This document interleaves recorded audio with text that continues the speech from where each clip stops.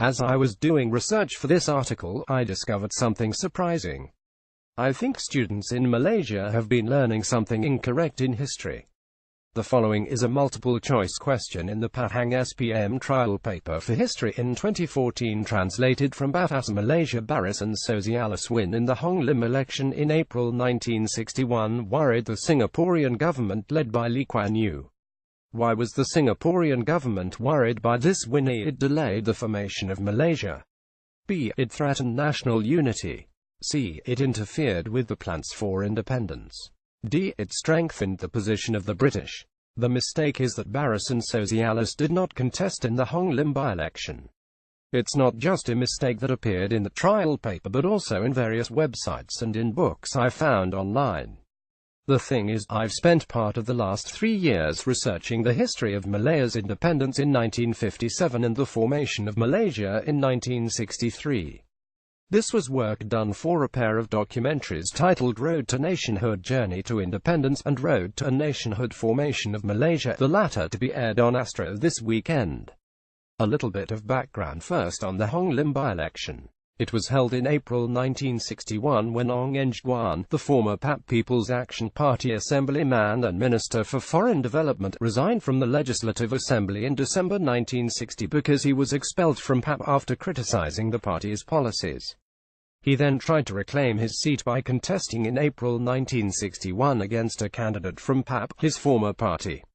So this election was more like a referendum on whether Ong's expulsion was accepted by the voters or not. What did this have to do with the independence of Singapore and the formation of Malaysia? Singapore's Lee Kuan Yew was pressing for independence from the British to happen through a merger with Malaya, partly because the British were not confident that Lee could contain the communist threat in Singapore by himself. So defeat in the various by-elections there was another in Anson soon after the Hong Lim one would make Lee look weak politically, and he would risk falling out of favour with the British. Coming back to the exam question, which of the 4 answers is correct? I can actually make a case for any of them. Lee might be worried that the British had lost confidence in him, and this would have both delayed the formation of Malaysia and interfered with plans for independence. Answers A and C, but perhaps Lee would have been worried that the country was not rallying behind his leadership. Answer B, and if Lee looked weak, then perhaps the British would have more leverage against him in any negotiation. Answer D. Incidentally, the correct answer is C. I know this because this was what was given in the answer key.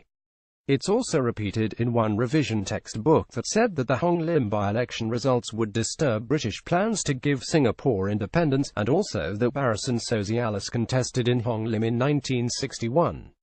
This fact is repeated over and over again on various websites you find when you search for SPM Sephara Hong Lim. There's no way of saying this nicely: the books and websites are wrong. How do I know? Because I know how to use the internet. Specifically, if you search from the front page of the Straits Times on April 30, 1961, it specifically says Mr. Ong Eng Guan, the independent candidate in the Hong Lim by-election. So he was not a Barisan Sosialis candidate. Why should this be surprising? Because Barisan Sosialis did not exist in April 1961. The first mention in the Straits Times of the name Barisan Sosialis wasn't until September 11, 1961.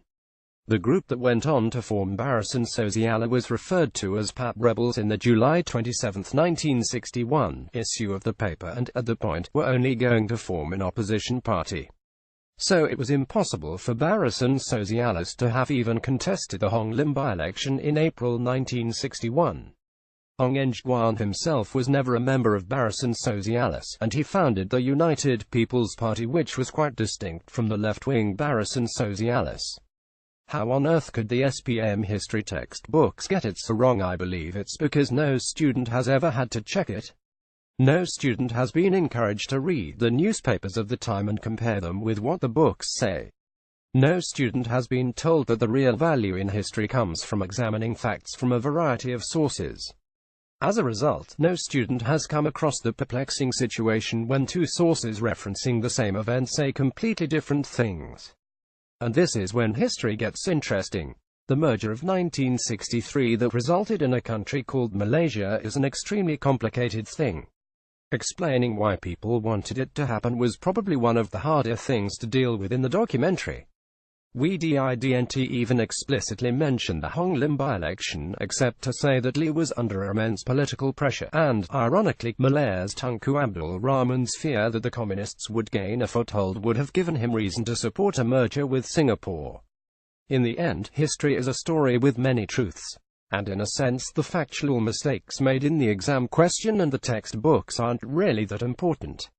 We are always discovering new facts about our past, after all.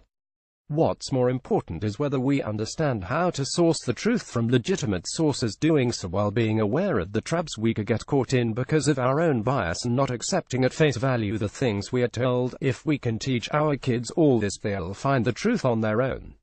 Logic is the antithesis of emotion, but mathematician turned scriptwriter DZOF Asmus' theory is that people need both to make sense of life's vagaries and contradictions. Share your thoughts about this installment of his fortnightly Sunday column, Contradict the Theory, at star2 or thestar.com.my.